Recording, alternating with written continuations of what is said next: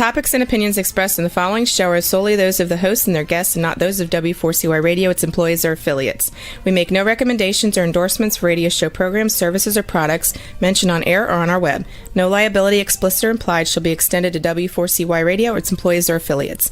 Any questions or comments should be directed to those show hosts. Thank you for choosing W4CY Radio. Welcome to the Ask the Expert show on W4CY Radio and Talk4 TV, where we bring you educational information from top local experts in the fields of legal, health, financial, and home improvement. Now sit back and listen to experts in family law, association law, hearing loss, business brokers, home care, along with many other topics. Now here are your hosts, Steve-O and Sophia. Hey, good afternoon, Tennessee. Welcome to another Ask the Expert show, where for the last 16 years, we bring you the greatest experts in the field of legal, health, financial, and home improvement. Our next show started off as a citywide show for Nashville, but we were getting so many letters in and emails in from all over Tennessee, we just widened it. It's now a Tennessee show, and people love the show. And I got to tell you, it is amazing. We're going to be talking today about refractive lens exchange. But I got to tell you, there's so many new things have come to eye surgery. But our number one letter is people wanting to know about LASIK. Let me introduce you to our great expert who's become like a superstar, Dr. Jones. How are you? Good, Steve. How are you? I'm doing good. I got to tell you, with all the great things that they've accomplished with the eye surgery, that people still want to know about LASIK more than anything. Does that surprise you? No, it doesn't, because I have sometimes even patients in their 80s come in to see us and they can't see anymore and they are asking if they can have LASIK so they can see better. And I'm like, no, actually, you need cataract surgery. You need something totally different. So LASIK is a very common terminology that many in the general population just associate with improving their vision. So it's not surprising to me. Well, I told you I had a funny story. Believe it or not, that wasn't it. Today is the first day of enrollment for Medicare. And 2 years ago, I have been on Medicare for 2 years. And 2 years ago, I needed glasses. And it covered everything. It covered the glasses, the lenses, the exam, everything. I went in the other day and she said $175. I went, wait a minute, no, my insurance covers that. Yeah. She said, not anymore. So things have changed. I mean, you hear about how rich these big insurance companies get, but wow, I got to tell you, they've cut back when it comes to eyes. Yeah, they are trending towards covering, less and less and less when it comes to the eyes, at least, Medicare and some private insurance companies. Same is true with cataract surgery. They don't cover laser with cataract surgery. They only cover metal blade and metallic instrument cataract surgery. So patients have to pay out of pocket for that. It's unfortunate, but that's the name of the game with the eyes are so important, Dr. Jones. They are very important. I can't believe. So listen, you're with Wang Vision Institute. Yes. And you have got such a reputation, because we do ophthalmologists across the country and everybody knows Wang. Yeah. And it's not that way for other ophthalmologists. Right. But Wang has got such a great reputation. And I'm so glad we extended it throughout Tennessee. Tell people about Wang Vision. Yeah, so Wang Vision Institute, we're a single location practice. We're here in the Midtown area near downtown of Nashville, Tennessee. And, we see a wide variety of different eye issues in our practice, but the main thing we sort of specialize in is vision correction surgery. So that's going to be everything from LASIK vision correction surgery for kind of younger patients looking to get out of glasses and contacts, everything through vision correction surgery into middle age and old age and beyond. So that's going to be refractive lens exchange, laser cataract surgery, the entire implantable contact lens, the entire gamut of vision correction surgeries we do at Wang Vision. And that's the majority of what we do on a daily basis. And we do thousands of those surgeries every year. And you have all the latest technology, don't you? We do. We kind of pride ourselves on being at the forefront when it comes to technology. We were the very first practice in the state of Tennessee to start doing small incision LASIK when it first came out a few years ago. We were one of the first to do the most updated version of the implantable contact lens when it got FDA approved. And, we published the first textbook in the world on refractive lens exchange surgery as well. So we like to stay at the forefront of eye surgery and technology in particular. Yes, absolutely.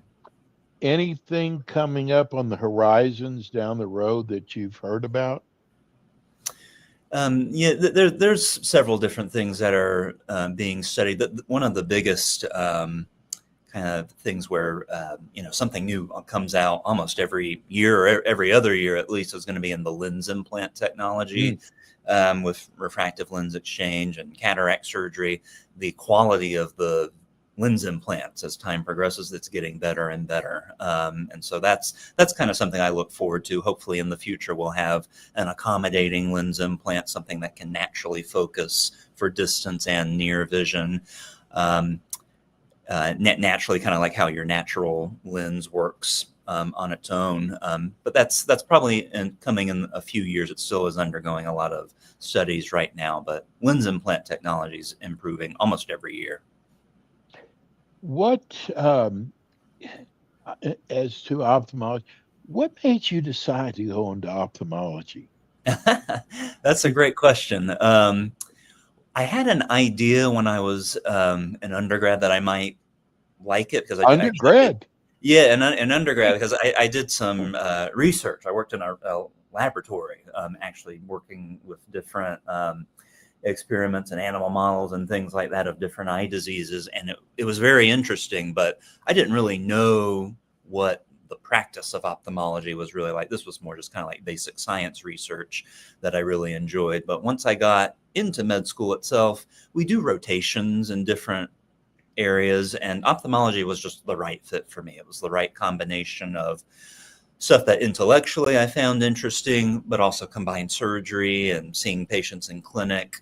And it was just kind of everything that I was looking for. And I don't think I would have known about ophthalmology if I didn't have that prior, research experience and do a rotation in med school. Many people they have no idea what ophthalmology is all about. It's a very niche field. It's not something a lot of people go into med school, thinking they want to do, unless maybe they had a parent or family member who was an ophthalmologist and could tell them about it. But I've been very happy. I've been doing this for several years now independently, and I can't imagine doing any other specialty other than ophthalmology. It is truly the best, I think. Now, when you went on to become an intern and do your residency, you knew you were going to want to go into ophthalmology, correct? That's correct. Towards the end of medical school, you have to kind of pick which specialty you want to go into and match into it. So after I graduated med school, I knew I was going into ophthalmology. Did you have to do a fellowship? I did. You don't have to do a fellowship in ophthalmology, but I did. I had an interest in LASIK and refractive surgery and cornea in particular, cornea transplants. And so I did do a cornea and refractive LASIK surgery fellowship at the University of Utah. And that's one extra year after residency. Well, I'm going to tell you something, dude. Don't get cocky over this, but Wang has got such a reputation, and they could have any ophthalmologist they want, but they have you and Dr. G. So it's That's got to right. tell you something, you know. That Uh, does. so we're going to talk about refractive lens exchange. How does that differ from LASIK or SMILE? Yeah, that's a good question. It's very different from LASIK and SMILE. LASIK and SMILE are laser vision correction procedures where we use a laser to change the shape of the front part of the eye, the cornea, to correct glasses prescriptions. It works better for younger patients because it's really just a distance vision procedure. But once you reach your mid 40s and beyond, the lens of your eye, which is located right behind your pupil, it's called the crystalline lens. It's your eye's natural focusing element to try to bring light and focus it into the back of the eye. That natural lens starts to age. It starts to lose its flexibility early on in your mid to late 40s, and that results in you needing reading glasses to see up close. Everybody who had perfect vision their whole life will definitely need reading glasses once they get into their mid to late 40s and beyond. It's Yes. inevitable. It's an inevitable part of aging, unfortunately. And that dysfunction of the lens in your mid 40s, it progresses with time into cataract. So cataract is something that usually doesn't develop until maybe your 60s or 70s or beyond. Some people get it in their 50s, but cataract is where that lens starts to lose its flexibility, but also starts to become cloudy and light just really cannot transmit through it very well at all. That's what cataract is. But once patients reach their mid to late 40s, they may come to us, seeking vision correction options. Maybe they're still in contacts or progressive glasses, or maybe they don't, maybe they just need reading glasses. Maybe that's the only problem they're having. The proper solution in the vast majority of these cases is going to be refractive lens exchange, because we're actually correcting the actual problem completely. If we do LASIK on patients in your mid to late 40s and beyond, you still need reading glasses afterwards because we're just correcting your distance prescription, but your natural lens cannot focus on things up close. So we replace the natural lens of the eye with a lens implant, exactly in the same way we do cataract surgery. And we use laser for part of the surgery as well, but really the lens implant that we place at the time of surgery is what's correcting your vision. And we have lens implants that give distance and near vision all in one. So a lot of patients come to us seeking that particular lens implant option called the Forever Young lens. And it works very well. Over 90% of patients who have this lens implant in both eyes are not needing glasses at all for any activity. So it's remarkably successful. Yeah. Well, you know what? I wish I'd have known about that, because having to put glasses on and off and make sure you don't Yeah. lose them, that would have really helped back then. But I've told you before, I had LASIK, and Dr. Jones, it was the biggest change in my life. And what was, I guess, so amazing is it happened right away. I mean, Yeah. as soon as the surgery, which was nothing, I want people to know, it, I mean, it hardly takes any time at all. There's no pain, but the difference in your vision is just amazing. Yeah, yeah, that's a common theme I hear a lot in kind of my personal life, talking to people who maybe don't know anything about eyes or our field at all. There's a lot of fear around the idea of having vision Yes, correction surgery, whether it's LASIK or cataract surgery or whatnot. And I do my best to try to calm people's fears, but really the best testimonial is hearing from patients who have actually had the procedure and can testify to the fact that it is much more simple than I think most people realize, and the results are profound and almost immediately. I mean, most patients are amazing. seeing well the next day after surgery. It's kind of remarkable. And there must be something wrong with me, because I remember my doctor in Texas said, these are going to be good for about 10 years. And it's Yeah, been 15 years. And I yeah, mean, I see just as good now as I did right after the LASIK surgery. yeah, Is that yeah. unusual?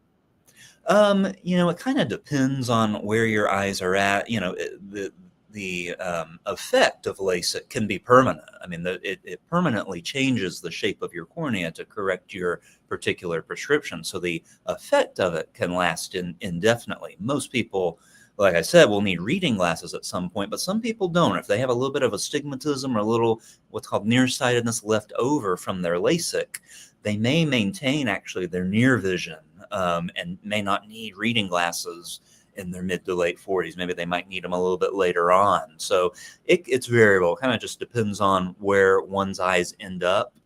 But the reading glasses issue is very common. Is very common indeed. Yeah. Dr. Jones, who's a good candidate for refractive lens exchange? That's a good question. It depends. There's a variety of testing that we do in our clinic to kind of determine if you'd be a good refractive lens exchange candidate. It depends on your prescription, some of the anatomy of your eye. There's a lot of different factors we look at to see if you're a good candidate and what lens implants you might be a good candidate for. But basically, I tell people I know, anybody who's around your mid to late 40s and beyond, and requiring either glasses or contact lenses or reading glasses may be a good candidate for that procedure. And I would say majority of people are. We can correct a very large number of glasses prescriptions with the lens implant technology we have now. We can correct very high nearsighted prescriptions. We can even correct farsightedness, very high plus prescriptions, which we cannot do with LASIK and SMILE. So that's kind of a unique situation that we can treat very effectively with the lens implants. We can also treat astigmatism very effectively with the lens implants as well, even very high amounts of astigmatism. And then, like I said, the reading vision issue, multifocal lenses we can correct. So there's a really wide gamut of different eyeglass or contact lens prescriptions or vision issues we can address with lens replacement surgery. Well, I'm not doing my job if I don't ask you about potential risk or side effects. Yeah, no, that's a great question. In terms of risks, the surgery, refractive lens exchange or lens replacement surgery, it is identical. The surgical procedure is identical to cataract surgery. It's the exact same thing. We're removing natural lens using a little device that emulsifies the natural lens and placing a lens implant to correct your vision. Cataract surgery is done millions of times a year around the world. It is one of the safest, most predictable, and highest success rate elective surgeries one can have. It's one of the most common surgeries performed around the world. So it has a very good track record of success and safety as well with our modern technology. Biggest risks are going to be like very small risk of infection, retinal issues, need for additional surgery. But overall, these risks are very, very small. They're going to be a fraction of a percent vision risking issues like that. Now, side effects of the surgery, if you elect to get a multifocal lens implant, which we were the very first practice in the state of Tennessee to start using these multifocal lenses when they first came out many years ago. So we have a lot of experience with them. But they do have some side effects. They cause a little bit of glare and halos around lights at night. So that's a big thing I make sure I let every patient know about, is that is a normal expectation to expect that with your vision in the early post-op period. It tends to improve as time progresses after the surgery, but it can be very noticeable, very prominent at first. If you do a lot of night driving, that's something to be aware of. It can be very noticeable at first. But the good news is even that side effect tends to improve with time, and vast majority of patients are very happy with their vision afterwards. Gosh, that's good to know. I always get sidetracked with your show because I think it's so interesting. I'm getting older, and eyesight, for some of us starts going early. And I think there's so many great things that you're doing. And you also have a optical side to the practice. So if people need eye exams, glasses, Wang also does that too. That's correct. Yes, we do. We do pretty much everything in in ophthalmology in terms of seeing different eye issues. So we do general eye exams as well, and we give glasses prescriptions. That's not our main focus. Our main focus is getting people out of glasses and contact lenses, of course. But we do all of that as well in our practice. That's correct. So I just got a question. So I want to know, with the refractive lens exchange, can you go back to work the next day?